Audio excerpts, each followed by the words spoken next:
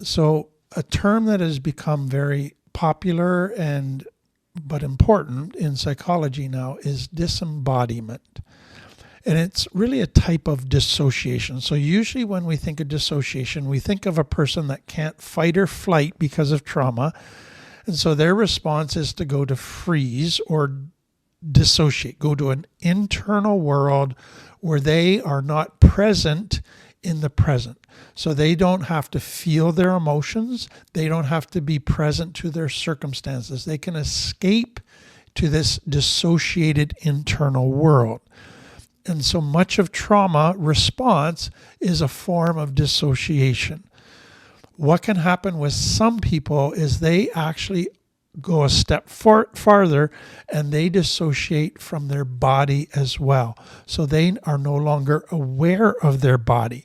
They no longer feel connected to their body. They don't even feel a lot of their bodily sensations. So they dissociate not just from emotions, not just from their environment, they dissociate from their body as well. So that is what is called disembodiment. It's the experience of losing one's touch with one's body, including feelings of your body, sensations, movements of your body, and how your body relates to others. So it's almost like you're in a body, but you don't feel connected to your body. You feel disembodied from your body. Your body is not hardly even part of you. So disembodiment refers to a feeling as if you are not present in your body, such as spacing out or feeling that you are observing your body from outside of it, unsafe in your body, out of control of your body, or experiencing unpleasant feelings in your body. And for many with complex trauma, this is huge. And it often takes a while to become aware of this. Often you become aware of your emotional dissociation before you become aware of your body dissociation. But eventually you become aware of this and the degrees and how it works itself out in your life. Susie Ferrello says this: did it ever happen to you that you feel like a stranger to your own body? Have you ever had those mornings in which you do not recognize yourself in the mirror, or you do not accept the imperfections you see on your face? It might happen that those mornings stretch into a day of senseless feelings when whatever touches your body does not truly reach you. Whether the hug of a friend or the swift contact of someone we barely know. Although feeling disembodied does not seem to have immediate consequences, it can still make us miserable. Feeling disembodied might create a drift between ourselves and our lives because somehow we get out of touch with the instruments that allow us to live fully. In other words, people go, well, disembodiment, I don't think it really affects me a whole lot. Yes, it does. You may not see the effects immediately, but part of true joy and happiness and living life fully is being fully present to your body. So let me give you some examples of disembodiment. So it's a person that they're full and their body's trying to tell them they're full, but they ignore it. They don't even realize it. They're not aware of it. They just keep eating way past the full sensation. Or a person who's hungry and they're not even aware of it. They end up with anorexia nervosa. They're just, the hunger sensation no longer registers. Or you can take it to a person who pushes past what their body is saying in workouts. Their body is saying, I'm tired, I can't take anymore, I've had enough, and they just push past it.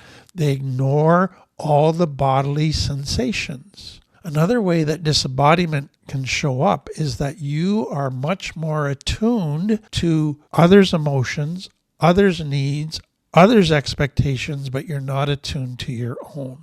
You're not attuned to your own needs, but you're not attuned to your own body. So a child who's been trained to be more attuned to others than themselves often ends up with disembodiment feelings. Another one that they're finding is bedwetting. So bedwetting or enuresis, you have to be in touch with bodily sensations. So if a person has dissociated so much from their body, they can be not even in touch with bodily sensations and the need to go to the bathroom. And so here's a quote, dissociative disorders can be associated with enuresis or bedwetting, which can also be caused by psychological or emotional stress.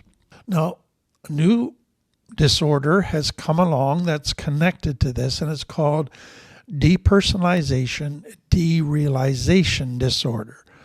So the depersonalization part of that is you feel detached from yourself, and the derealization part of that is you feel disconnected from your environment. So while feelings like this may come and go for many people, people with this disorder, they persist for a long time, or they come for a long time, go away, but then they come back. And so it's this very regular, long-lasting state of feeling disconnected from your body, yourself, or from your environment. So depersonalization affects your ability to recognize your thoughts, feelings, and body as your own. It might feel like you're watching yourself play a role in a movie rather than living your life. Derealization affects your ability to see your surroundings accurately. Things might not seem real, or you might feel like you're looking through a clouded window or in black and white rather than in full color. So let me give you some symptoms of the depersonalization. So you feeling that you're seeing your thoughts, or you're seeing your feelings or body or parts of your body from the outside. For example, you may feel like you're floating in the air above yourself, watching your body perform your thoughts, your feelings. Or you feel like a robot and that you're not in control of what you say or how you move. The sense that your body, legs, or arms appear twisted or like they're not the right shape, or they may seem larger or smaller than usual. You also could feel that your head is wrapped in cotton. Or emotional or physical numbness in your senses or responses to the world around you. You just constantly just feel numb. A sense that your memories lack emotion and that they may or may not be your own memories. They just don't feel real. Then symptoms of derealization. So feeling that your body and your surroundings are not real, like you're living in a movie or a dream. Feeling emotionally disconnected from people you care about, as if you're separated by a glass wall. Surroundings that appear out of their usual shape, or are blurry or colorless. Or they may seem like they have two dimensions, so they're flat with no depth. They're not three-dimensional. Or you could be more aware of your surroundings and they just appear clearer than usual. So there's a sharpening of focus. Or thoughts about time that are not real, such as recent events feeling like they're the distant past. Or unrealistic thoughts about distance and the size and shape of objects.